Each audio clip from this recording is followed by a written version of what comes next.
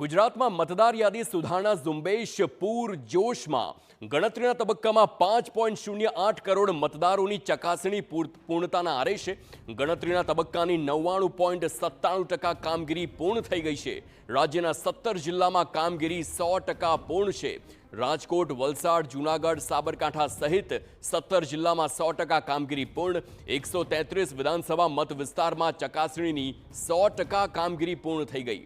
ગેરહાજર અને સ્થળાંતરિત તેમજ મૃતક મતદારો યાદી વેબસાઇટ પર મુકાઈ છે અને એસઆઈઆર ઝુંબેશનો ગણતરીનો તબક્કો 11 ડિસેમ્બરના રોજ પૂર્ણ થઈ રહ્યો છે, પરંતુ તે પહેલા જ બીએલઓ સ્તરથી લઈ સીઈઓ કચેરી સુધીના સમગ્ર ચૂંટણી સ્ટાફની મહેનત રંગ લાવી છે, જેના પરિણામે ગણતરીના તબક્કાની 99.97% કામગીરી પૂર્ણ કરી દેવામાં આવી અને રાજ્યના તમામ 5.08 કરોડ મતદારોની ચકાસણી પૂર્ણતાના આરે છે।